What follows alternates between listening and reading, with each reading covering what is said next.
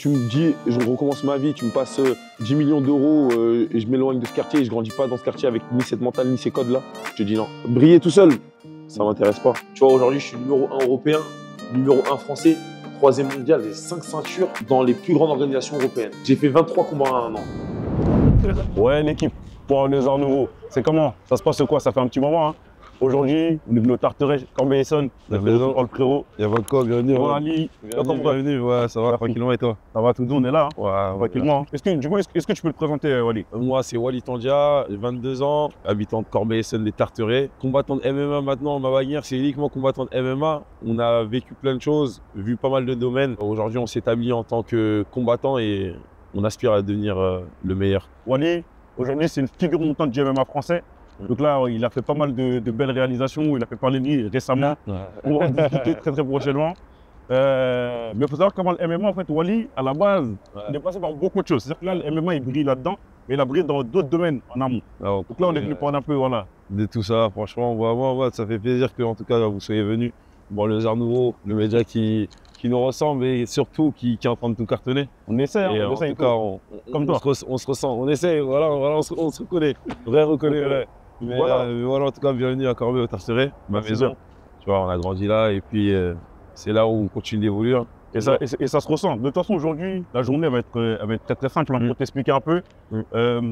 Première chose, moi, j'aimerais qu'on parle un peu, tu vois, de ta jeunesse ici, tu vois, Tarteret. Comment tu as grandi ici. Ensuite, on va aller se poser par le site du coup de la partie MMA. Ouais, bien sûr. Dans un second temps. Autour d'un bon plan, on pourra aussi échanger. Direct. Tout le monde que tu as eu avant, tu vois. Je sais que tu as été dans le court-métrage, tu as été primé, tu as produit des artistes, tu as signé avec des grosses maisons de disques. Là, tu es dans le MMA, tu es encore en train de briller. Donc voilà, j'aimerais quand même qu'on revienne sur ça. Ouais, avec plaisir en tout cas de retracer tout ça. On a eu un bon cheminement jusqu'à présent et maintenant on est fiers en tout cas d'évoluer dans le sport qu'on aime, la passion, la bagarre, les filles bêtises. Et puis voilà, on est fait pour briller et puis on va briller, frère. Et on pourra conclure sur la fin. Parler un peu plus des talents de la ville parce qu'on est beaucoup. Exactement, franchement. Ouais. Et voilà, l'influence que ça peut avoir sur toi, notamment les frérots de PNL. Hein. Ouais, bah oui, c'est l'image même du quartier. Hein. Ouais. Les Tarterets, ça a brillé par eux dans le monde entier, pas que uniquement en France, dans le monde entier. Ouais. On a eu pas mal de figures emblématiques. Et franchement, ça continue d'évoluer. C'est pas la fin. Il y a moi derrière, il y a d'autres derrière. Et c'est une chaîne continue et c'est ce qui fait la force de ce quartier. Ouais. Bah, totalement. En parlant de la force de ce quartier.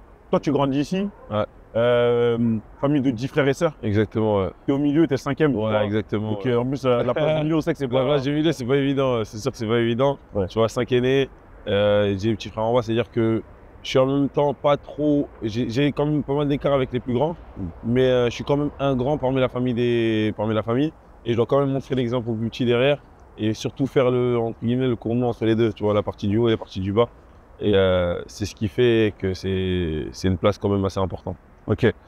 Tu étais comment ici plus jeune? Ta jeunesse, l'école, avec les potes, t'avais quel rôle un peu? Ouais, moi j'ai toujours été un leader. Hein. Tu sais, en vrai de vrai, quand je me regarde depuis petit, j'ai toujours eu cette hargne de toujours être premier. Leader, pas forcément parce que je voulais avoir la place du leader, mais parce que je savais motiver les troupes et je savais où aller, entre guillemets, tu vois.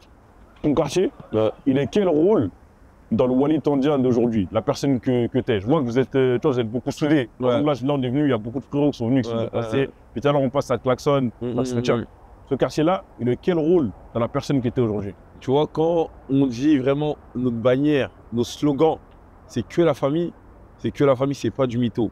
Tu vois, on est comme ça. Tu vois, peu importe la gênée, peu importe l'écart d'âge qu'on a ou quoi que ce soit, c'est un pour tous, tous pour un. Et c'est vraiment cette mentale des gens. Ils pensent non, c'est du mytho ou quoi que ce soit.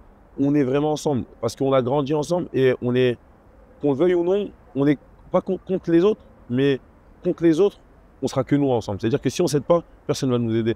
Et ce rôle-là, pour de vrai, que ce soit dans ma mentalité, ce quartier-là, il a un rôle très important. Si je te parle sérieusement, si j'aurais pas été de ce quartier-là, je sais pas comment j'aurais pu devenir ou ma mentalité, si j'aurais la même détermination, la même ténacité que j'ai actuellement. Là, franchement, je fais un truc, je le fais d'abord pour moi, je le fais pour ma famille, mais je le fais pour le quartier, frère.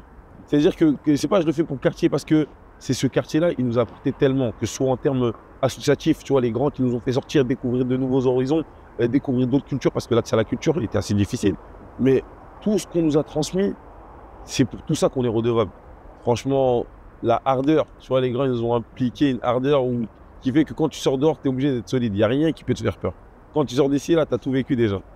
T'es rodé. Il y a la formation Tarteret. Et cette formation, elle est incroyable, frère. Ça veut dire que si c'était à refaire, tu l'en fais tous les jours. Je le fais, tu me dis, je recommence ma vie, tu me passes 10 millions d'euros et je m'éloigne de ce quartier et je grandis pas dans ce quartier avec ni cette mentale, ni ces codes-là. Je te dis non. Je te dis non. Parce que les codes et cette valeur-là, les 10 millions d'euros, je vais les perdre. C'est pas un problème. Mais la valeur qu'on m'a inculquée ici, je sais que je peux pas la retrouver ailleurs. Ok. C'est sûr. Ce que tu dis, c'est fort. Là, récemment, mais je crois, il y a 2-3 jours, il s'est passé quelque chose qui illustre ce que tu dis, tu vois. Ouais. Il y a 2 autres frérots dans la légende. Tu vois, Ouais, dans la légende. Laisse-nous dire ce qui s'est passé. Ils viennent à l'approche des fêtes, distribution de cadeaux, des petits qui sortent avec des petits de 12 ans, des petits de 12 ans, 10 ans qui sortent avec un iPhone 16, des PS5, franchement des gros cadeaux et franchement des ordinateurs, des tablettes et des distributions fous, en vrai de vrai, des chiffres d'affaires, franchement, en termes de monnaie, ça se monnaie pas. Tu vois, parce que tu vois, tu dis c'est des chiffres astronomiques, mais ils le font par amour du quartier. Et cet amour-là, tu vois, chez tout le monde, c'est-à-dire à notre échelle, eux, Dieu merci, à leur échelle, ils arrivent à faire de grandes choses. Tu vois, c'est comme nous, à la petite échelle, celui qui va distribuer des bonbons aux petits, mais tu vois, c'est le même amour qu'il porte et il essaie de le faire à sa hauteur. Mais tu vois, les frérots PNL, les grands frères, tu vois, si même moi, entre guillemets, l'aide qu'ils m'ont apporté, franchement, je ne saurais être reconnaissant envers leur famille. Et comme pour tout plein d'exemples qu'il y a eu dans le quartier, tu vois, c'est des gens qui ont réussi, qui ont fait briller d'autres personnes. Et c'est un cercle franchement enrichissant pour tout le monde. Même moi, à l'heure actuelle, je bénéficie de la lumière, tu vois. Et ça se voit beaucoup. Hein. Tu as plein d'autres quartiers, tu vois, où ça, on peut l'observer. En fait, quand tu as un talent qui émerge ou qui est comme ça, qui reste tourné vers le quartier, qui apporte, tout de suite, tu as cette émulation qui se crée. Exactement. C'est l'économie complète. Exactement, Mad. Moi, je suis complètement d'accord avec ça, mais il y a des gens, ils s'éloignent et du coup, ils ne redistribuent pas trop. En fait, moi, demain, quand je monte, j'ai une lumière. Je sais que cette lumière va bénéficier à mes amis. Parce qu'à côté de moi, si lui, il développe son business, il y a de la lumière sur moi, mais la lumière, entre guillemets, elle se partage directement. C'est un reflet. C'est-à-dire que cette lumière-là, elle reflète directement sur mon frérot. Et si tu ne réussis pas, entre guillemets, à faire profiter de tout le cercle qu'il y a autour de toi, franchement, pour moi, ta réussite, elle n'a pas le même goût. Moi, ma réussite, en tout cas, elle est éclatée. Si demain, j'ai ma réussite, elle bénéficie qu'à moi. Franchement, elle est éclatée. Et je la veux pas. Je préfère limite rester comme tout le monde. Et soit ça bénéficie aux gens qui sont autour de moi, soit briller tout seul. Ça m'intéresse pas. Ça m'intéresse pas. C'est fort, hein. Ce que tu dis, ça me rappelle ce qu'un bon frérot à moi, Moussa, il dit, tu vois. Il n'y a pas de réussite individuelle sans réussite collective. C'est mort. Je te jure, c'est mort. On pense comme ça. J'aimerais maintenant qu'on passe un peu plus sur la partie sport. Tu vois. Exactement, avec plaisir. On m'a dit, là, vous avez un bon gymnase. Un bon spot, je peux te ramener, où on s'entraîne pas mal. Où j'ai eu ma première préparation physique par rapport à MMA, je l'ai fait là-bas. Et vas-y, viens, je t'emmène, comme ça tu verras ça. Tout à l'heure ça dit quoi, ça va quoi? Ils reviennent de Dakar là, voilà. Ils reviennent de Dakar, bien Dakar 0 là, voilà. Bien cool, bien. C'est sénégalais non toi, man? T'étais mieux là-bas. Non, moi je suis comme toi, Mali. Ah, tu vois, Mali? Mais voilà, j'ai cru que t'étais sénégalais, t'es quoi? C'est quoi? Mali, Mali. En fait, moi je suis en Bambara. Je pense au Ninké. Ouais. Je suis même pas Bambara. Ma mère elle est Peul. Malinké, ah, Peul. Ouais, mais tu peux parler Bambara. Somono, tu vois, mais c'est moins connu. Mais Bambara, bah oui, mais Bambara. Somono? Ouais. Non, je connais l'ethnie Somono. Arrête! Mais bah oui, mais t'es sérieux quoi, l'ethnie? Moi, les stars du Mali, moi, frérot, c'est la première fois que je vois. On est bien ici, hein. Même dans le quartier, on se déplace en van. Il y a de la vie, en tout cas, ça se voit. Franchement, voilà. Nous, c'est bien notre génération, nous, on est contents parce que, tu vois, tous ceux que tu vois, frère, chacun, même il y a des gens, ils ont repris les études, ils font des BTS, d'autres ils travaillent. Ceux qui ne travaillent pas, il y a personne qui bédave, les gens, ils sont concentrés, ils font du sport. Tu vois, c'est-à-dire qu'on est une génération un peu où ça impacte sur lui-même. C'est-à-dire que moi, je traîne avec toi, mais ce que moi je fais, ça va impacter sur toi, et ce que toi tu fais, ça va impacter sur moi. C'est-à-dire que généralement, tu fumes pas, tu fais du sport. Il y a plein de gens qui faisaient pas de sport et qui faisaient pas de sport, bah, ils font du sport maintenant. D'autres qui voulaient fumer, ils fument plus trop, tu vois. C'est fort, voilà. C'est ça qui est bien, tu vois. Vous encouragez comme ça entre vous. Exactement. Comme je dis, la frérot, là, c'est son van, là, il a investi. Voilà, il a investi dans ça, et c'est-à-dire que, frère, on fait des déplacements, on va truc. Moi, demain, je monte, bah, frère, je suis obligé de le. J'ai une organisation. Frère, moi, j'ai déjà ramené mon pas de van. Moi, mon van, il est là. C'est-à-dire, tiens, paye-lui directement, t'as capté? C'est lourd. Et pour moi, c'est comme ça que tu peux monter et faire bénéficier à tout le monde l'écosystème, tu vois, que tu as. C'est-à-dire que lui, il a un van. Lui, demain, il fait une société de traiteur. C'est-à-dire qu'après un after événement, mon frère, j'ai besoin que des milliardiers sucrés, salés. C'est comment? Bah, mon frérot, s'il te plaît, c'est possible. Bah, fais-moi un devis. Et fais-moi un devis, ça sert à rien, je veux pas que tu m'arranges. Allume-moi sa mère, allume-moi. Mets-moi 3 fois le prix, je m'en tape. Bah, tranquille, ça va être payé. et ça va être rentré dans des frais, dans des charges. Tu connais, bah, demain, tu as une société, charge, ça fait que tu réduis ton chiffre d'affaires, tant mieux, tu vois, tu payes moins d'impôts et puis basta. Ici, là, les premiers cours de striking, là, tout, c'est ici, frère. Et dis-toi, là, il y a le tapis qui est là, Ouais. avec un rond facile, là. Alors, tu vois, tout est. Mes frères, on s'entraînait ici, on était facile 50 dans la salle. 50. Ouais, facile. Là, on a notre City. Vous avez un City. T'as pas besoin d'aller au City, payer des trucs. Pas besoin de T'as payer le ton five, City. Voilà, t'as pas besoin. Le five, en intérieur, en jour, t'as les vestiaires, t'as tout. Et là, t'as la salle de préparation physique. D'accord.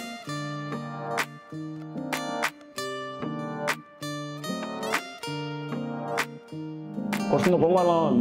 Le sport, il est périlleux, et qui fait pour faire. T'as pas besoin d'aller à la salle de sport. Abonnement 0 € par mois. c'est la salle du temps, en fait. C'est la salle du temps, frère. C'est là où je me suis transformé. Je suis déjà en 2026, mais ils sont pas comme ça encore. C'est pour ça. Il y a une question que je voulais te poser tout à l'heure, Wally. Tu vois, j'avais oublié de te la poser, donc je te la pose dès maintenant. Ouais, tu vois. plaisir. Avant de faire la transition vraiment sur la partie sport, Ouais. c'était quoi le métier que toi tu voulais faire quand tu étais petit? En fait, il y a eu plusieurs époques. Ouais. Mais vraiment, quand j'étais jeune, Ouais. je voyais grand, je voulais devenir ingénieur en informatique, tu vois. Et à un moment de ma vie où je voulais vraiment devenir pâtissier, tu vois, parce que ma sœur, elle était pâtissière, etc. Et je kiffais ça. Mais sinon, vraiment, le seul goal que j'ai eu vraiment depuis petit, être riche, avoir de l'argent. Ok. Avoir de l'argent. J'ai vite compris que l'argent, c'était la liberté, entre guillemets. La liberté pour toi, pour les tiens. Exactement. Tu vois, même sur le temps du midi, quand tu avais de l'argent, tu partais acheter des bonbons. Quand tu pouvais pas t'acheter de bonbons, pourquoi tu pouvais pas t'acheter de bonbons? Parce que j'ai pas d'argent. Et j'ai vite compris qu'à chache fois, pourquoi je pouvais pas avoir un truc? Parce que j'avais pas d'argent. Et ça a vite été ça mon but dans la vie, d'avoir beaucoup d'argent. Beaucoup d'argent. Ok, d'accord. Je vois très bien. Et qu'est-ce qui s'est passé entre temps? C'est-à-dire que tu voulais être pâtissier, tu voulais être ingénieur en informatique. Aujourd'hui, tu tapes des gens pour vivre. Exactement. Non, franchement, il y a eu un peu de tout. J'ai étudié un peu de tout. Bah, tout ce qui est ingénieur, j'ai continué les études dans cette direction-là. Et sur la pâtisserie, j'ai eu mon époque où je faisais des petits gâteaux avec ma soeur, etc. Mais ouais, tu connais, ça rapportait pas assez de zéyo. C'était pas encore assez Enfin, ambitieux. j'aurais pu faire de l'argent comme aujourd'hui, tu vois, les mecs comme Cédric Grolet, etc. ou Silax, pâtisserie, je sais pas, tu vois, dans le Ouais, truc bien à sa sûr. boulangerie, etc. Bah, un représentant de la banlieue aussi. Ouais. J'aurais pu, mais j'avais pas cette vision-là quand j'étais jeune. T'as switché. Ouais, peut-être à 30 piges, tu vois, quand je serais gavé, je ferais des gâteaux, histoire de. Un truc comme ça, tu vois. Il y a autre chose aussi, tu vois, qu'on m'a dit, je vois, quand tu étais petit, Mm. c'est que tu étais quelqu'un, tu étais très bon en sport. C'est-à-dire que Ouais. tu t'es très très vite démarqué sur le. Ouais, exactement. Même en primaire, on avait quoi? On avait les relais, les crosses. Bah, j'étais dans l'équipe. C'est moi au relais qui courait en dernier, qui remettait qui mettait la pointe de fin. Au cross, j'étais toujours dans les 3 premiers. Dans ma classe, j'étais toujours soit le meilleur, soit l'un des meilleurs. L'escalade, j'arrachais tout. Ping-pong, j'arrachais tout. Basket, je suis arrivé. Je connaissais même pas les règles du basket. Je jouais au basket, j'étais leader au basket. Je jouais au rugby, j'étais ailier. Je savais même pas. Je te jure que man, je jouais au rugby. J'étais sélectionné en équipe de France. On jouait contre l'Angleterre. Je me suis pété le doigt carrément. Pendant qu'on jouait contre l'Angleterre, j'avais 12 ans, je crois. Je te jure, je connaissais pas les règles du rugby. Je te jure, je connaissais pas. Attends. Moi, je savais, je prenais le ballon, je courais. Il y avait quelqu'un à côté de moi, je lui mettais un raffut, je l'amenais au sol. Mais c'est une, Ah, c'est des- mais c'est une dinguerie ce que tu dis. je te parle sérieux. Mais de ta famille, ils sont sportifs et tout, ou comment ça s'explique ça? Pas plus que ça, tu vois, moi, dans ma famille, mes grands frères, etc., on a eu l'asthme en général dans ma famille. C'est-à-dire depuis petit, parce que nous, on a grandi près d'une usine de béton. Et je crois que c'est surtout ça, les dégâts collatéraux qu'il y a eu par rapport à ça. Ok. C'est-à-dire il y a eu beaucoup d'asthme dans ma famille depuis jeune. C'est-à-dire j'ai pas une grande famille sportive spécialement. C'est juste moi qui étais hargneux dans le sport. Et je pense que ça aurait été la même chose dans n'importe quel domaine. Mais juste que le domaine qui prédominait chez nous, c'était le sport. Si j'aurais grandi dans une école où il y avait des intellos qui jouaient aux échecs, j'aurais voulu être le meilleur. Du coup, j'aurais été le meilleur aux échecs. Mais là, j'étais le meilleur dans ce qui nous animait le plus, le sport. 5 domaines que tu as touchés, tu n'y es pas rentré de manière simple. Non, j'ai pas fait pour faire. Ouais. À chaque fois, quand je fais un truc, j'ai pas fait pour faire. Sans me jeter trop de fleurs, quand j'ai touché quelque chose, je suis arrivé limite à la fin du jeu rapidement. En vrai de vrai, tu vois, dans chaque domaine que j'ai fait, j'ai rencontré les plus grands des domaines, j'ai collaboré avec eux. Et puis, je suis vite arrivé en faisant ma place en quelques mois. Parce que je comprenais le roulement. Et pour moi, il y a une rigueur que si tu l'appliques dans n'importe quel domaine, tu réussis à être parmi les meilleurs. Et cette rigueur, je me l'appliquais dans chaque domaine, et ce qui faisait que j'arrivais à vite casser les codes. Et qu'est-ce qui fait qu'on en arrive au MMA aujourd'hui, ça a été quoi le processus? Tu as commencé quand même assez jeune, mais ça a été un peu en dents de scie. Tu as commencé. Ouais, arrêter, etc. Ouais. Bah, en vrai de vrai, bah, à l'heure actuelle, tu vois, parce qu'on est là pour ça, les compétences que j'ai réalisées, tout ce que j'ai réalisé en moins de 2 ans, tu vois, aujourd'hui, je suis numéro 1 européen, numéro 1 français, 3e mondial, j'ai 5 ceintures dans les plus grandes organisations européennes. 5 ceintures amateurs, bien évidemment, dans les plus grandes organisations européennes. Et je les ai pris en 1 an. J'ai fait 23 combats en 1 an. Tu t'imagines, c'est comme si en fait je combattais toutes les 2 semaines. Je me réveille et je vais combattre, je me réveille et je vais combattre. J'ai fait 23 combats en 1 an. Tu vois, c'est-à-dire que en moins de 2 ans, je suis arrivé dans le game. Je m'étais donné 3 ans sur ma première 3 ans. En moins de 2 ans, j'ai tout arraché. En vrai de vrai, tu vois, c'est pour ça que j'arrive aujourd'hui établi, en annonçant bien évidemment mon passage en professionnel. Bien, soyez branchés, le 10 janvier aux Zénith de Paris, je fais mon premier combat professionnel. Mais ça part d'un cheminement lointain, de 10 ans avant, parce qu'aujourd'hui j'ai 22 ans, mais la première fois que j'ai mis le pied dans une salle de sport où je pratique du MMA, à l'époque, moi ce que j'appelais le free fight, j'avais 12 ans. J'avais 12 ans, j'arrive dans la salle de mon quartier avec les grands de chez moi et je fais mon premier cours de grappling. J'ai une aisance, j'arrive avec mon maillot de foot, etc. Bam, bam, mon coach il marque, etc. Tu vois, j'étais le plus jeune. Le plus jeune, tu vois, j'ai une photo où j'étais vraiment tout petit. Si j'ai la photo, je l'enverrai si tu peux l'insérer. On va la mettre. Mais tu vois, j'étais tout petit, c'est-à-dire qu'après ça, malheureusement, je ne suis pas retourné directement au MMA. Je suis vite parti au rugby, je suis parti au foot, je suis reparti même j'ai fait un peu de basket à la S, etc. Et puis, bah, à mes 16 ans, mon envie du MMA et du free fight, elle revient. Il y a eu un événement qui s'est passé dans ta vie qui aurait pu totalement bouleverser la suite quand tu étais plus jeune. Tu vois. Et ça, c'est un truc, ça va faire écho, tu vois, beaucoup de personnes qu'on connaît dans les quartiers, on l'a tous vu, tu vois, soit nous directement ou sinon des potes à nous, des proches à nous, tu vois. Tu vois, c'est quand on est trop turbulent, des fois, les darons, ils t'envoient au pays, tu vas réfléchir un petit peu. Ouais, en vrai, c'est parce que c'est dur pour les parents. Tu vois, ils viennent ici, ils travaillent toute la journée, ils ont je sais pas combien d'enfants. Toi, tu es là, tu leur casses la tête avec des conneries à l'école. Des bêtises. Bref, la seule solution est, toi, billet, Air France, Air Corsair, tu vas au Mali. En fait, tu vas réfléchir un peu, tu vas aller à l'école là-bas, on va te fouetter un peu, et tu vas revenir, tu vas réfléchir beaucoup. Tu vois. Et du coup, toi, tes parents ont failli t'envoyer. Ouais, moi j'ai eu cette époque-là de ma vie. Tu vois, assez turbulent en primaire. Vraiment, vraiment turbulent. Et je me laissais pas dompter. C'est-à-dire que je faisais des choses à ma guise. Mais quand j'arrivais chez moi, j'étais cadré, j'écoutais mes parents toujours. Et à partir de ce moment-là, bah, mes parents ils étaient dans une mentalité où moi, mon grand frère était déjà parti au bled. Il était parti au bled, frère, depuis ses 8 ans. Moi, mon frère, il a passé quoi, 8, 10 ans, il a fait 10 ans là-bas. Et bah, l'idée de mes parents est, en fait, lui, il va suivre son frère, il va aller là-bas tranquillement. Quand il va revenir ici, s'il revient un jour déjà, ça sera mieux pour lui. C'est-à-dire que moi, je suis dans une période de ma vie où, moi, limite, je vais aller au bled, mais je suis pas assez conscient, moi. Je m'en foutiste encore. Je vais au bled, c'est pas grave. Mais comme à l'école, j'étais un élève assez brillant quand même, tu vois, faut se le dire, j'étais quelqu'un qui se différenciait de la moyenne.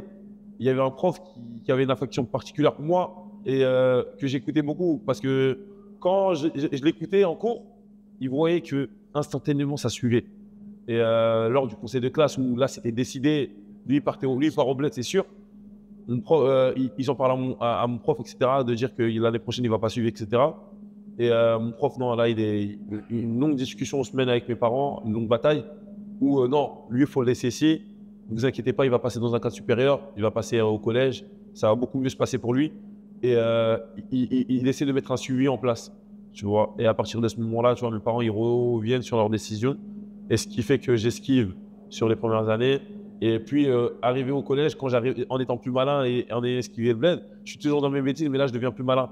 C'est-à-dire que je change le numéro à l'accueil par rapport aux absences, par rapport au CPE, etc. Tu vois, je commençais à être dans ces magouilles-là. Et ce qui fait que mes bêtises sont dissimulées. Et puis, aux yeux de mes parents, bah, à l'école, je suis un bon élève. Et maintenant, tu t'es mis à 100% sur les parents. Ce déclic qui vient d'où? Ce déclic qui vient de ma passion. Tout simplement, moi, je voyais des UFC, j'avais quel âge, 16, 17 ans. Je regardais la télé, je rentrais dans mon lit. Limite, toi, j'avais les larmes, je vais tout arracher, je vais tout arracher. Tu sais, vraiment, dans ma couche, je vais tout arracher. Je suis en train de... Il n'y a personne autour de moi. Je suis dans le noir. Et limite, j'ai les larmes en mode, je vais tout arracher pour que j'arrache tout. Je sais pas d'où vient cette haine-là et cette rage de vaincre. Mais c'est-à-dire que quand j'arrive, je me dis, Et là, je vais commencer, c'est maintenant que je commence. Et je fais une première vidéo dans cette salle même. Je commence dans cette salle, etc. Je fais de la corde, etc. À Venom, etc. Et je suis là, je dis, c'est un avertissement pour le monde. Je vais tout arracher. J'avais 0 combat. 0 combat. Je dis, je vais tout arracher. Et je me, là, à 100%, toutes mes économies, je les mets dedans. Je ne calcule pas. Les gens, ils ne voyaient pas ça. Ils ne voyaient pas tout l'argent, toute l'implication que je mets. Mes parents, personne ne me comprend autour de moi. Le MMA, il n'a pas encore explosé. Je m'entraîne, je ne dors pas, je m'entraîne. Je vais chercher du savoir à droite, à gauche. J'achète des trucs de ouf. Et je mets de l'argent dans ça. Même si c'est des choses inutiles, je m'implique. Et quand je m'implique à 100%. Et je vais en Bretagne, limite, sans ma préparation. Je suis en Bretagne, je cours, je fais du vélo. Frère, les gens ils me voient comme un parent. Lui, avertissement pour le monde. Moi, je suis dans ma matrix. Laissez-moi dans ma matrix. Je suis obsédé par mon sport là. Mais je vais faire mon truc, ne vous inquiétez pas. Pas grave. Tu vois, là, tu me vois comme un fou. Tu dis, lui, il est fou. Tranquille. Mais dans quelques temps là, tu me regardes là, tu vas me dire, ah ouais, non. Et je vois le résultat déjà en 2 ans. C'est pas fini. Et j'ai rien acquis pour l'instant pour moi. Là, je suis dans une mentale où je viens de revenir d'Afrique du Sud, Ahmad. J'ai passé 2 semaines en Afrique du Sud à 13 000 km d'ici, avec le champion du monde UFC, Chris du Plessis, champion du monde moins de 84 kg UFC, de la meilleure ligue. Tu vois, c'est entre guillemets mon objectif de vie. Okay. J'ai passé 2 semaines avec lui en train de m'entraîner comme un fou, à 13 000 km. Et des gens à 13 000 km, ils ont eu mon potentiel. C'est que dans ma tête, je suis pas fou. Je suis pas fou. Tu peux parler, tu peux commenter, tu peux dire ce que tu veux. Moi, dans ma tête, c'est là. Et tu verras quand ça se réalisera, les gens ils diront ah ouais, mais ils verront le cheminement. Ils verront cette interview. Exactement, ils verront. Ça sera un putain de banger. Moi, j'en suis sûr, Ahmad, celui-là, ça sera un putain de banger pendant 10 ans, on le verra. On est en train de faire quelque chose. On est chez notre histoire. Non, en tout cas, c'est dur, et je te le souhaite. Tu vois. Je le souhaite à nous aussi la réussite, c'est sûr. J'aimerais aussi revenir, tu vois, sur un petit sujet, tu vois. Via ta carrière, moi c'est là que je te découvre. Ouais. C'était il y a quoi, il y a 3-4 mois. 3-4 mois, ouais, si, c'est bon. Dans ces eaux-là, tu avais eu un combat, tu vois, avec un des frérots Wapia, tu vois. Ouais, à Lille, ouais, c'est ça, exactement. Tu vois, il y a des petits jours pourris ensuite. Ouais. Là où tu popes un peu, c'est quand après avec Baki, tu vois, ça. Ouais, exactement, ça pète, ouais. Toi, tu es à l'aise un peu d'en parler, tu vois, sans vouloir. Ouais, non, bien sûr, bah oui, c'est mon histoire. Pas du goût. Non, c'est mon histoire, on en discute avec plaisir. Moi, j'arrive en septembre, mais il faut savoir que ça date de 1 an avant ça. Parce que je venais de prendre la ceinture de l'organisation Contraire. Tu vois, soit Bouafia qui est président du PEF, qui a créé l'organisation PEF, la meilleure ligue amateur française. Et suite à ça, il y a son frère qui est dans la même catégorie que moi, qui se dit être meilleur que moi et qui veut me prendre ma ceinture, mon Dieu. Donc toi, tu veux récupérer mon Dieu? Jamais de ta vie, frère. Dehors, on ne me l'a pas pris. Tout ce que j'ai pris, je suis parti, personne ne s'est opposé devant moi. Toi, tu as opposé devant moi. Okay. J'ai fait, c'est pas possible. Tranquille, ça reste dans le sport. On va faire ce combat. Il y a des aléas qui font qu'au début, il annule. Il y a une autre. Je dis, mes championnats de France, je ne peux pas faire le combat. Du coup, je dis, on déplace l'événement. Et l'événement, il est programmé pour le 21 septembre 2024. Et je me prépare comme un autre. J'ai arraché tout le monde dans l'Europe. Frère, en France, j'ai arraché tout le monde. Toi, c'est qu'une suite logique. C'est-à-dire qu'on arrive en septembre, c'est un combat qui a de l'engouement parce qu'il y a du trash talk, il y a des gens qui discutent. Moi, je suis à l'aise avec ça. Je fais le spectacle, je fais le show. C'est dans ma personnalité. J'arrive, conférence de presse, je te taille, je rigole, je te charrie. Tu vois, on a grandi dans ça. Et je rigole avec toi. C'est bon enfant, c'est dans le sport. Et j'insulte pas les parents. J'insulte pas la famille. Je reste toujours dans le respect. C'est-à-dire, mais toi, je vais te vanner jusqu'à que ça monte dans ta tête. J'en ai rien à foutre. Tu peux me regarder, pleurer, m'en fous. Et puis, on arrive à ce moment-là où lui, il n'accepte pas trop ça. Il fait des vidéos, je vais l'éteindre, je sais pas quoi. Ok, pas de souci. On arrive au combat. Frère, tout mon quartier, 200 personnes, ils se déplacent à Lille. 200 personnes, il y a un car, il y a des voitures, tout convoi jusqu'à Lille. Là, c'est Corbeil à Lille. On arrive, et c'est même plus Lille, c'est Lille, ça s'appelle Corbeil ce soir-là. Je te parle sérieux, on a pris d'assaut la ville. On arrive, moi je suis tranquille, on fait le show, etc. On fait le combat, malgré toutes les insultes qu'il m'a proférées à mon égard, etc. Je fais, à partir de ce moment, quand on rentre dans la cage, je ne vais pas te lâcher. C'est-à-dire que dans la journée, je fais un interview où je dis comment je vais le finir. Je fais, toi, je vais te prendre comme ça. Deuxième round, je t'éteins, je t'étrangle et je te lâche pas. On fait le combat, il se passe ce qui se passe. C'est-à-dire qu'on arrive au deuxième round, je l'étrangle et je le lâche pas, entre guillemets. Je suis dans l'euphorie, il y a l'arbitre qui me tape. Quand l'arbitre il me tire, moi je le lâche. Okay. Il n'a pas aimé l'action. Mais t'as maintenu volontairement? J'ai maintenu. Parce que je suis dans la violence, moi. Moi, là, j'ai maintenu. Tant que la fédération ne m'arrête pas, ils ne me disent pas que c'est. Tu peux me dire que c'est un geste antisportif. Moi, j'ai les valeurs du sport. J'ai les trophées du fair play du sport depuis que je suis jeune. C'est-à-dire que tu ne vas pas me venir et me faire croire que ce n'est pas mes valeurs que j'inculque. Quand je fais le sport, je fais les valeurs martiales. Je suis un gladiateur, moi. Moi, j'arrive avec les valeurs et le respect. Je ne te prends pas en traite, je te prends face à face. C'est dans le combat ce que je te fais. Tu ne peux pas me dire que c'est en traite. Mais toi, après ça, l'arbitre, il stoppe le combat, tu viens, tu essaies de mettre un coup.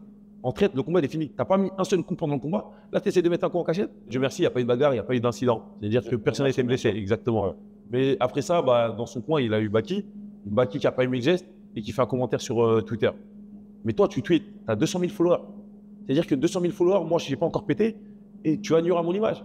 Et tu vas détruire ce que je suis en train de bâtir. Hors de question. C'est-à-dire que moi, je réplique. Et on rentre dans un affrontement. On est dans la même catégorie, sachant qu'on est dans la même catégorie, tu vois. Et on rentre dans un affrontement. Il dit un tel, il dit ça, il dit ça. Moi, je fais, toi, tu me tues loin. Jamais de la vie, t'as un fou quoi.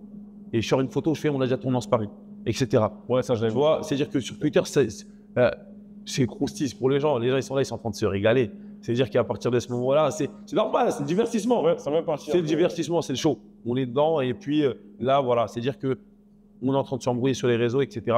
C'est en train de péter, etc. On est en train d'éclore tout ça. Ils proposent un sparring à 10 000 euros. Moi, je fais 10 000 euros. T'as pas vu d'où je sors là? 10 000 euros, tu me proposes 10 chiffres, 5 chiffres. J'accepte. Et malheureusement, ça peut pas se faire via la Fédé, etc. Ouais, j'imagine, bien sûr. Tu vois, l'histoire, elle se recale. Mais ça fait que moi, mon nom, il est en top tendance partout. Ça pète dans toute la France. TikTok, ma mère, quand je lui ai dit que j'ai un bac plus 3, elle savait même pas c'était quoi. Elle était sur TikTok, elle a dit, j'ai vu ta tête sur TikTok, elle m'envoyait des TikTok. Ma mère m'envoyait des TikTok. Ouais, elle voyait ma tête. Je disais, mais c'est fou, c'est quoi? C'est un monde de fou. Je suis dans le métaverse. Et puis, voilà, du coup, ça fait que tant mieux, ça a mis en lumière le travail que j'ai fait en avant, que j'ai fait avant. Et puis, les gens, ils ont connu et ils ont eu raison de me connaître parce que dans tous les cas, ils allaient me connaître. Ils ont réussi à me connaître par rapport à ça. T'as été connu juste plus tôt. Exactement, tu vois, c'est ça. Ok, bon, en tout cas, t'as vu ces histoires-là. Moi, j'espère que ça s'est apaisé avec le temps. Non, franchement, ça s'est apaisé, ouais. Tranquillement. En plus, peut-être dans l'écosystème, un peu, vous avez des frérots en commun, tout ça. Ouais, exactement. Bah oui, Il n'y a pas d'intérêt à ce que ça en vrai, tu vois. Ouais. Et au final, tu as vu, faut retenir le bon dans l'affaire. Tu as vu, toi, ça t'a permis. Et mettre en lumière, exactement. Ça t'a mis une lumière, tu vois, au final. Les frérots, ils avancent de leur côté. C'est exactement. Non, mais c'est fort. On reconnaît les méchants qui font, tu vois. PEF, que ce soit PEF, Maïdine, leur famille ou Baki qui peinent de son côté. Ça fait plaisir parce que c'est, dans le fond, on se ressemble un peu tous, tu vois. Et on est liés par la même passion. C'est-à-dire que les gens qui pètent, moi, j'ai jamais été envieux d'eux. Et tu vois, je suis vraiment le mec qui, je regarde ta réussite et pour de vrai, je suis fier de ta réussite.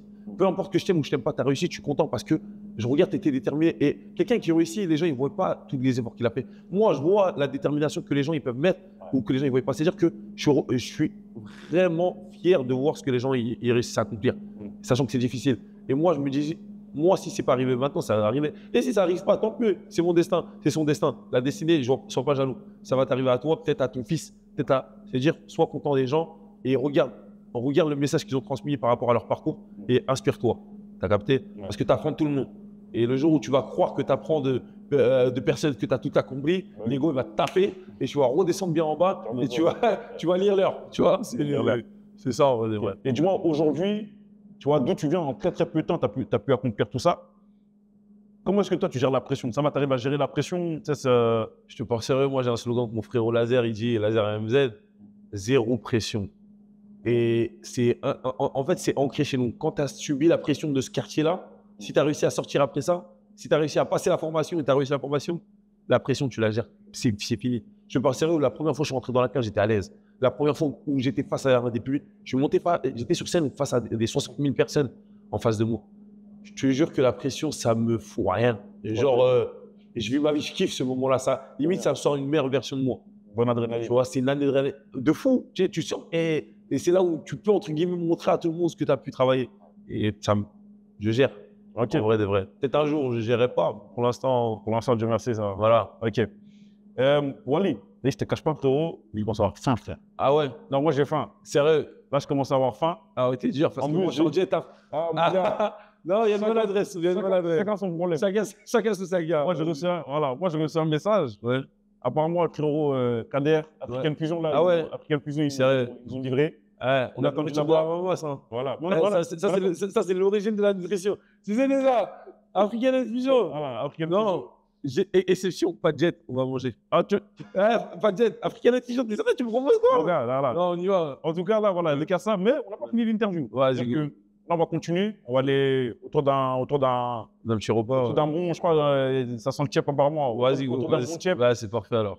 On va discuter plus, tu as vu, des activités que tu as vues avant le MMA, parce que comme j'ai pu le sous-entendre à l'intro, tu vois, tu as vu d'autres choses dans lequel tu as brillé avant les MMA. Ouais, exactement. On va en parler d'abord. Vas-y, devant la bonne graille. Vas-y, c'est carré.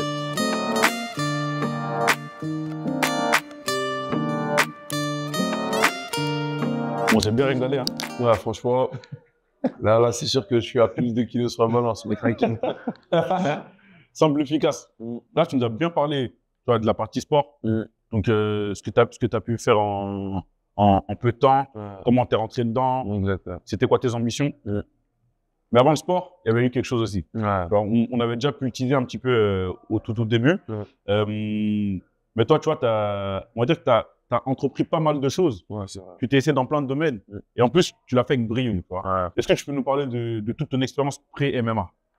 Bah, en vrai, ça a commencé très jeune. Tu vois, à partir de mon premier taf que j'ai fait, j'avais 12 ans, 11 ans, et je partais sur les marchés et j'essayais d'aider les marchands à installer leur stand et à replier leur stand. Et j'étais payé, entre guillemets, tu vois, une dizaine d'euros, tu vois, pour les aider à faire ça. Et puis, ça a commencé très tôt parce que moi, je suis né dans une famille, ma mère, elle est commerçante, tu vois, c'est-à-dire que ça a été, entre guillemets, de nature, tout ça. Et c'est vraiment, j'avais besoin de chercher de l'argent, tu vois. Très tôt, j'ai cette envie-là. Du coup, après ça c'était mes premiers tafs.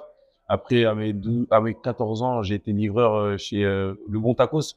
Livreur avec un Ludix, j'avais mon scooter et je livrais pour 2 euros, 2 euros la livraison. Et j'avais ma nourriture par jour, tu vois. Et ce qui était bien, c'est que ça me permettait de rentrer tard aussi à 23 heures. Et je pouvais faire, entre guillemets, d'autres choses et chercher de l'argent aussi dehors. Tu vois, j'ai vite une passion pour la moto. Mes premiers sous, je les mettais dans la moto. C'est-à-dire, j'ai acheté un scooter. Après, j'ai acheté une motocross chaque été. J'avais une nouvelle motocross, etc. Et très vite, j'ai compris que, tu vois, tous ces métiers où j'étais dépendant de quelqu'un, c'était compliqué. Du coup, en fin d'année de collège, j'ai appris à coiffer. Tu vois, c'est-à-dire que via YouTube, moi, c'est pour ça que quand j'ai au pied, YouTube, moi, avant, quand on me disait, je comprenais pas, entre guillemets, avec Internet, tu peux faire de l'argent. Et c'est pas dans le sens où Internet, maintenant, tu peux le faire en faisant des vidéos, etc.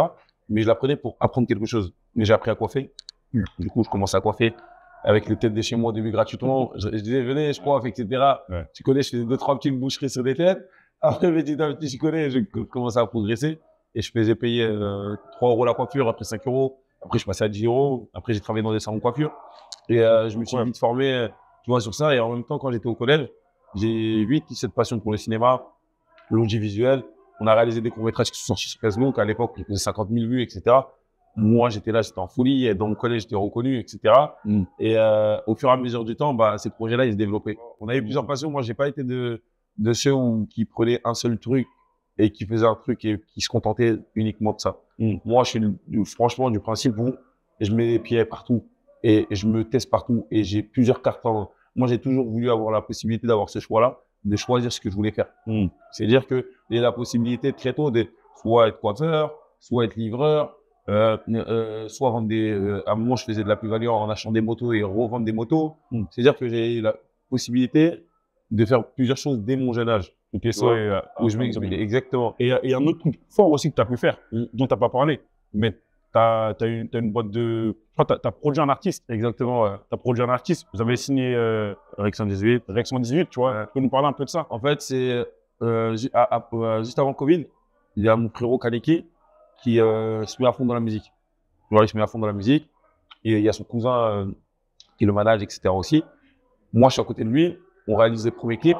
Et moi, comme j'ai toujours eu cet amour pour le cinéma, du coup, je scénarise les premiers clips. J'écris des scénarios des premiers clips, etc.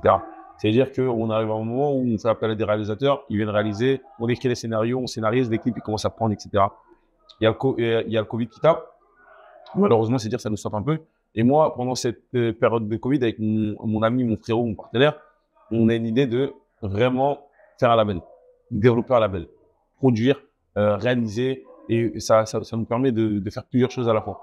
Du coup, on monte le label Enda Production, qui fait un bruit énorme sur les réseaux parce que. Ça veut dire quoi, Enda? Enda Production, c'est un mot de chez nous. C'est en fait, c'est PNL, ils le disent. Exactement, Enda. Bah, les couilles pour eux, je suis Enda. C'est-à-dire, je m'en tape pour eux. C'est valorisant. C'est-à-dire que je suis Enda, moi. Je suis quelqu'un. Je suis fort. Je suis là. Tu vois, ça te valorise. Et franchement, c'est un mot qui nous tient à cœur et qui a réussi à devenir international, lui, tu vois, aujourd'hui. Et ça fait qu'on signe chez Rex 118. Tu vois, il fait sa signature chez Rex 118. Moi, je suis un peu loin au départ. Et puis, je m'implique de plus en plus, de plus en plus. Et ici, avec Nino aussi. Tu vois, c'est-à-dire que là, on a impliqué Rec 118, Nino, la plus grande majeure qui signait tout le monde, qui avait Aya, Soprano, Ouais, bien sûr, RCH, tout le monde à cette époque-là. Et nous, T'avais quel âge, toi Ouais, je venais de fêter mes 18 ans. Je venais de fêter mes 18 ans. Mais j'ai même pas, parce qu'il a signé en mai. Ouais. Fin mai. Et moi, je venais d'avoir 18 ans. Incroyable. Je sortais de mes 17 ans, Covid. Et de là, on a créé l'entreprise, nous, Enda Production. On a déposé les statuts, on est parti à la banque, dépôt de capital, etc. C'est une première immersion. C'était incroyable. C'était une expérience de fou. On était tout jeunes. Là, on a fait des t-shirts et ça a fait du bruit sur toutes les radios. On a commencé à être sur le montage de notre court-métrage. On a fait avec notre artiste qu'on avait, Jamel Melja, son artiste Melja. Et on sort le premier court-métrage un peu style validé et qui fait un bruit de ouf sur les réseaux, plus de 30 000 vues en un mois. Du coup, on fait une série de freestyle après avec Dailymotion, etc. Ça commence à prendre de l'ampleur. Il y a avec mon frérot, ça se développe. On est en tournée avec le Nino. Il y a PNL, vu que c'est des grands de chez moi, on est en tournée avec PNL aussi. C'est-à-dire, moi, je suis dans le milieu et je suis avec les plus grands. Je suis avec Nino, je suis avec PNL. On est en tournée dans toute la France. Incroyable. Je suis pendant ma période scolaire. Et pendant ça, je me réveille tous les 4 matins, je suis à Lille, je suis à Nantes, je suis à Bordeaux. Les gens dans le magasin s'écoutaient leur tête. Tu vois, mon jeune âge, entre guillemets, ça m'a permis de voir plein de domaines. Déjà sur ça et de créer beaucoup de contacts, il y a un réseau déjà pour moi et mes proches. Et tu vois, c'est-à-dire que toutes ces expériences-là, ils m'ont appris à me débrouiller. C'est-à-dire que demain, même si je repars de zéro, frère, je vais me reconstruire, c'est pas un problème. Tu vois, c'est-à-dire que l'échec, j'ai plus peur de cet échec. J'ai pas peur parce que j'ai déjà échoué. Et je sais qu'après l'échec, il y a la réussite. C'est-à-dire que ça m'a donné une force de dire, regarde, t'as réalisé ça, t'as réussi. Pareil, j'applique dans le MMA, je sais que je commence, mais je sais que je vais réussir. Par rapport à ton parcours, moi, ce que je remarque, en fait, tu as voulu expérimenter beaucoup de choses, mais tu n'as pas voulu le faire juste pour expérimenter. Ouais. En fait, tu as voulu rentrer en chef. En fait. Exactement. Chaque chose que tu as voulu faire, tu as voulu faire en chef. Et est-ce qu'on peut dire, au final, que tout ce que tu touches, tu le fais briller? Tout ce que je touche, je le fais briller, mais pas parce que c'est moi qui est brillant. C'est pas entre guillemets, c'est lui, il est brillant. Non. C'est parce que quand je commence comme tout le monde. Mais c'est juste que je suis déterminé, je suis obsédé par ce que je fais. C'est-à-dire quand je fais un truc, je fais pas à moitié. Les gens, en fait, la problématique avec beaucoup de personnes, c'est qu'ils rentrent dans quelque chose et ils disent, ouais, moi je suis déterminé, mais il y a beaucoup plus de paroles que t'as. Mais moi, quand je leur parle, soit, je me casse la tête, je suis sur YouTube, je suis sur Internet, je me renseigne, je me cultive, je regarde il y a qui dans le milieu. Tu vois, avant de connaître des grands réalisateurs, je regardais un film, je regardais à la fin du film les noms, je tapais sur Google, je regardais leur parcours, d'où ils étaient passés, j'essayais de faire comme eux, parce que tu t'inspires des gens. Tu ne peux pas dire que tu vas tout créer toi-même. Il n'y a rien, tout a été fait. Il y a des humanités qui sont passées depuis belle lurette. C'est pas toi, petit, on reste que des humains, on est tous pareils. Mais juste que sois déterminé dans ce que tu fais, prends-le à cœur. Et pas uniquement dans la parole. Pas dit, je veux faire ça. Quand tu veux faire quelque chose, fais-le vraiment. Et moi, chaque chose que j'ai fait, j'ai essayé de le faire réellement et mettre mon envie dedans. Et c'est ce qui a payé au final, tu vois. Et je veux savoir s'il n'y a pas un petit spot, tu vois, où on pourrait finir en beauté, tu vois. Ouais, un petit spot. On peut se poser, voilà, tranquillement, on se pose là-bas, on conclut, on parle un peu plus de tout ce qui est justement PNL et les nombreux autres talents, tu vois, qui viennent d'ici.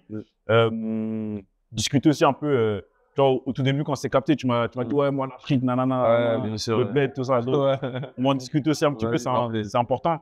Et voilà, franchement, on a bien mangé, on a bien discuté, on va finir ça en beauté. Et puis, pour les spectateurs, je pense que j'espère qu'ils seront satisfaits en tout cas de tout ça. Voilà, ça va le faire. Vas-y. Vas-y, go.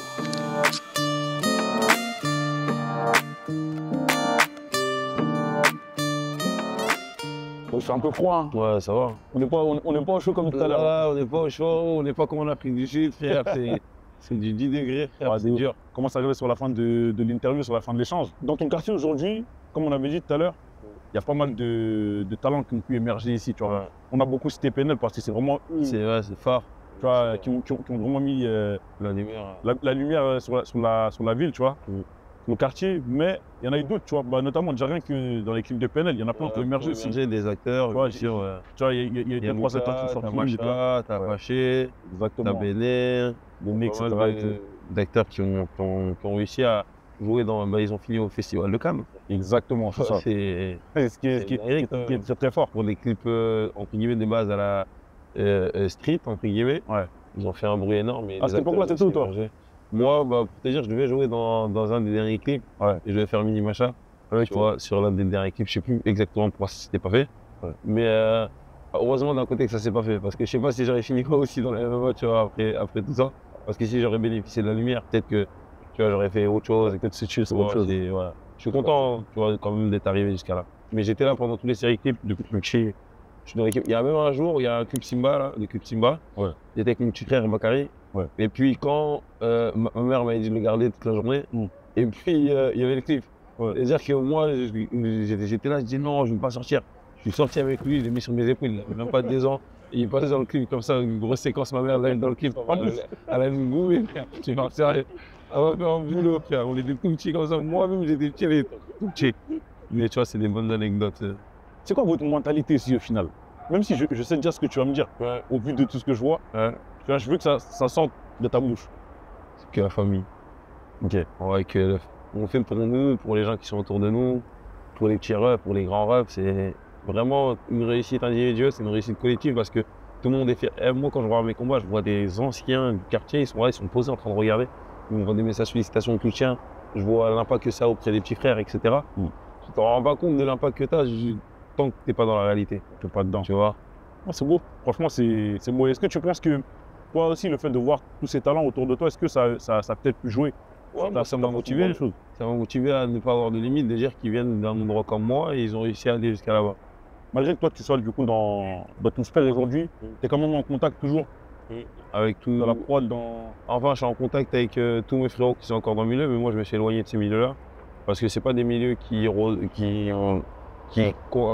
coïncident avec les milieux du sport. Tu vois, c'est des milieux. Ça correspond quand même. Ça correspond sur la notoriété, mais pas sur le train de vie. Tu vois, c'est des studios tardifs, c'est des tournées, Nous, on a besoin d'être à 100% dans notre sport. C'est-à-dire que vraiment, être à l'entraînement le matin, tu as besoin de cette discipline, cette rigueur-là. Si tu ne l'as pas et tu t'échappes de cette réalité-là, bah, le jour où tu vas aller dans la cage, ça va être dur, tu vas te rappeler de la réalité. Tu vois, nous, on joue, mais on joue pas.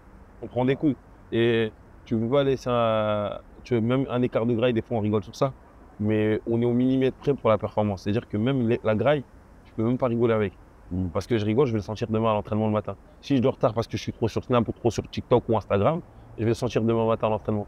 C'est-à-dire que tu es obligé d'être discipliné. Si tu n'as pas cette discipline-là, ta réussite, elle sera vraiment... En fait, en vrai, chaque choix, tu le payes. Chaque choix.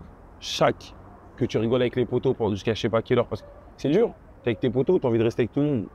Tu dis, moi, mais tu n'es pas comme tout le monde. Tu fais pas la même chose que tout le monde. Tu peux pas te permettre d'avoir le train de vie de monsieur tout le monde si tu veux être pas monsieur tout le monde.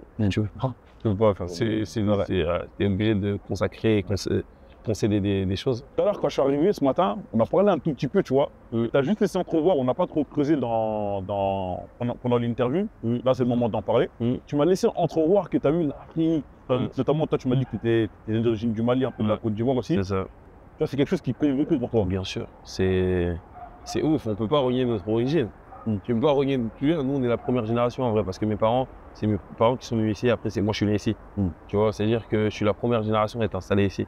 J'ai mes origines là-bas, je vois mes pays, bon, pas assez développés à mon sens par rapport aux richesses qu'on a, mais je suis obligé de m'impliquer là-bas. Moi, je suis parti là-bas et j'ai même pratiqué un peu, j'ai tâté le terrain au niveau du MMA, je suis revenu avec des nouveaux projets, c'est-à-dire que je voulais rassembler tous les combattants d'origine malien ou juste West Af, faire un rassemblement pour voir qu'est-ce qu'on peut faire au pays, ou faire des dons, tu vois, de sacs, etc.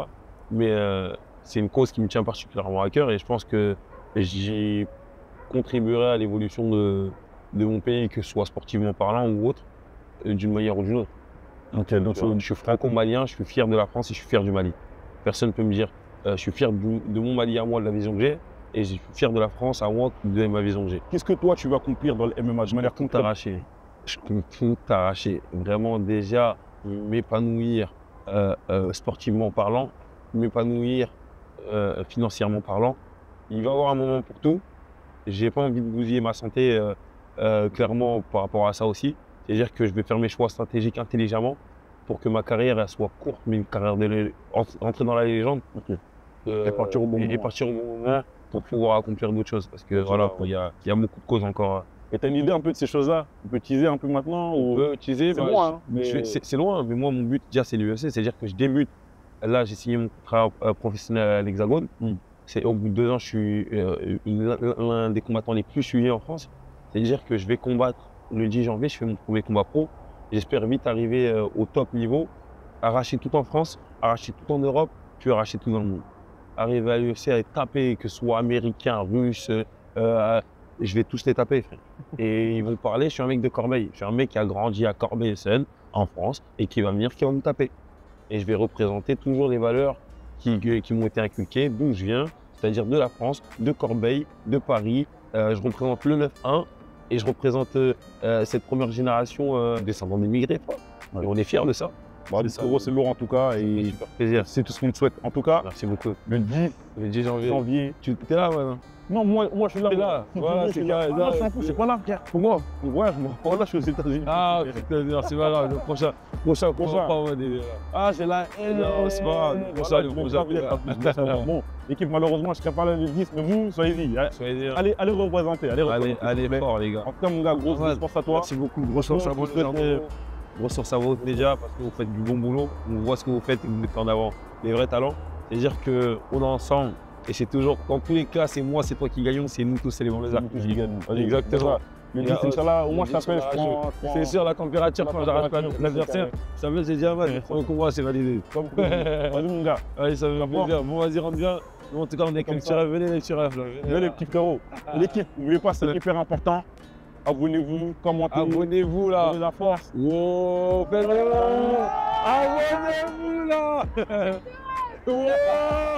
Jusqu'à Vegas. Là, c'est carré. Allez, on descend nous.